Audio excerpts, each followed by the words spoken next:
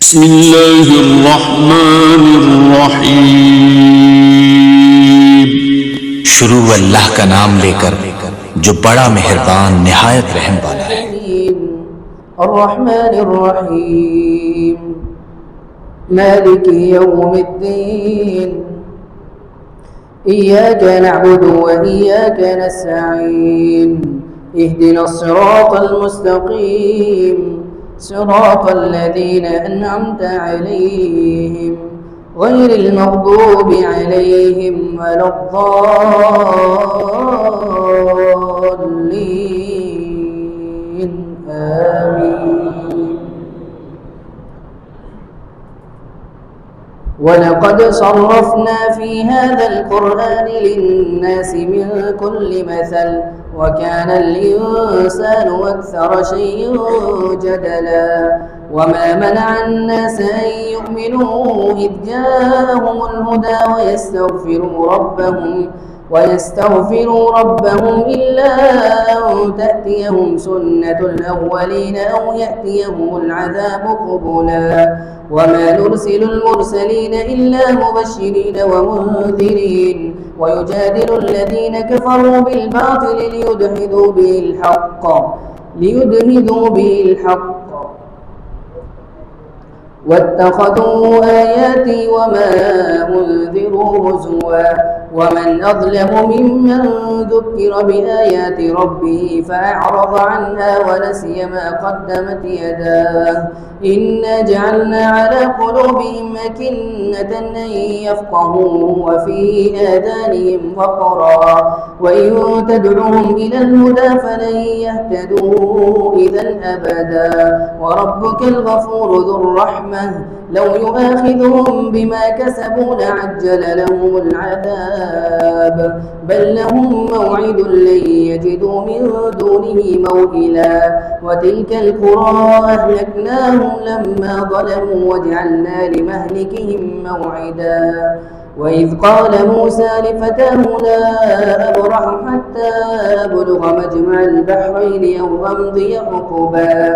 فلما بلغا مجمع بينهما نسيا حوتهما فاتخذ سبيله في البحر سربا فلما جاوزا قال لفتاه آتنا غداءنا لقد لقينا من سفرنا هذا نصبا قال أرأيت إذ أوينا إلى الصخرة فإني نسيت الحوت وما أنسانيه إلا الشيطان أن أذكره واتخذ سبيله في البحر عجبا قال ذلك ما كنا نبغي فارتدا على آثارهما قصصا فوجدا عبدا من عبادنا آتيناه رحمة من عندنا وعلمناه من لدنا علما قال له موسى هل أتبعك على أن تعلمني مما علمت رشدا قال إنك لن تستطيع معي صبرا وكيف تصبر على ما لم تحط به خبرا قال ستجدني إن شاء الله صابرا ولا أعصي لك أمرا قال فإن اتبعتني فلا تسألني عن شيء حتى أحدث لك منه ذكرا فانطلقا حتى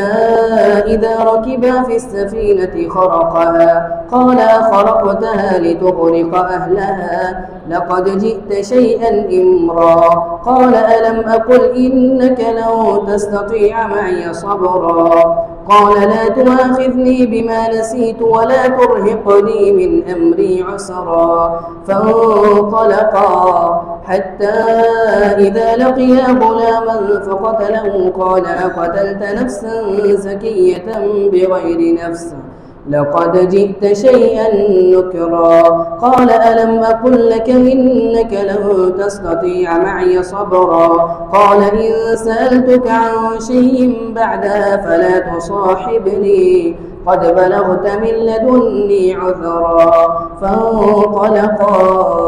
حتى إذا أتيا أهل قرية استطعما أهلها فأبوا أن يضيفوهما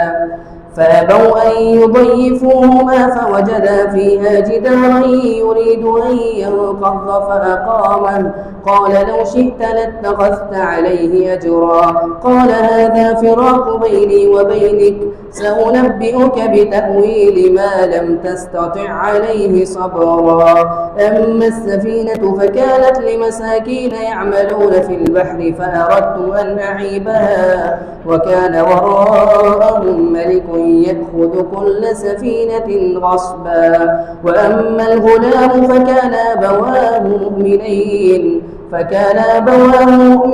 فخشينا أن يرهقهما طغيانا وكفرا فأردنا أن يبدلهما ربهما خيرا منه زكاة وأقرب رحما وأما الجدار فكان لغلامين يتيمين في المدينة وكان تحته كنز لهما وكان أبوهما صالحا فأراد ربك أن يبلغا أشدهما ويستخرجا كنزهما رحمة من ربك وما فعلته عن أمري ذلك تأويل ما لم تسطع عليه صبرا. الحمد لله رب العالمين الرحمن الرحيم مالك يوم الدين إياك نعبد وإياك نستعين اهدنا الصراط المستقيم صراط الذين أنعمت عليهم غير المغضوب عليهم ولا الضالين آمين. ويسألونك عن ذي القرنين قل سأتلو عليكم منه ذكرا إنا مكنا له في الأرض وآتيناه من كل شيء سببا فأتبع سببا حتى إذا بلغ مغرب الشمس وجدها تغرب في عين حمئة ووجد عندها قوما قلنا يا ذا القرنين إما أن تعذب وإما أن تتخذ فيهم حسنا قال أما من ظلم فسوف نعذبه ثم يرد إلى ربه فيعذبه عذابا نكرا وأما من آمن وعمل صالحا فله جزاء الحسنى وسنقول له من أمرنا يسرا ثم أتبع سببا حتى إذا بلغ مطلع الشمس وجدها تطلع على قوم لم نجعل لهم من دونها سترا كذلك وقد أحطنا بما لديه خبرا ثم أتبع سببا حتى إذا بلغ بين السدين وجد من دونهما قوما لا يكادون يفقهون قولا قالوا يا ذا القرنين إن يأجوج ومأجوج مفسدون في الأرض فهل نجعل لك خرجا على أن تجعل بيننا وبينهم سدا قال ما مكني فيه ربي خير فأعينوني بقوة أجعل بينكم وبينهم ردما آتوني زبر الحديد حتى إذا ساوى بين الصدفين قال انفخوا حتى إذا جعله نارا قال آتوني أفرغ عليه قطرا فما استطاعوا أن يظهروه وما استطاعوا له نقبا قال هذا رحمة من ربي فإذا جاء وعد ربي جعله دكا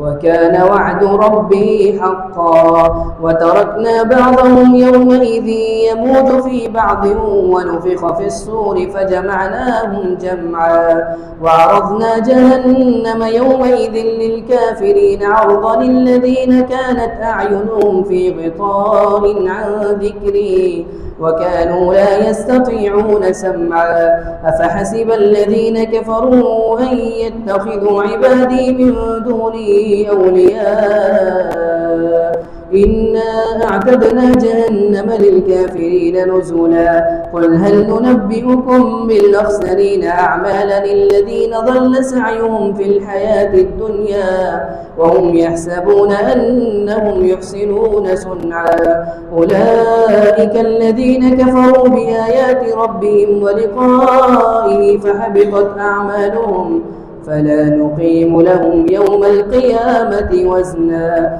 ذلك جزاؤهم جهنم بما كفروا واتخذوا آياتي ورسلي هزوا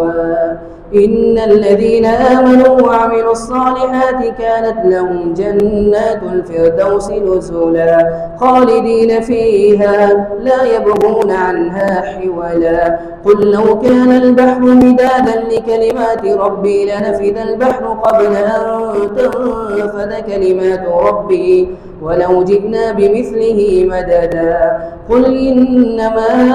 أنا بشر مثلكم يوحى إلي أنما إلهكم إله واحد فمن كان يرجو لقاء ربه فليعمل عملا صالحا ولا يشرك بعبادة ربه أحدا.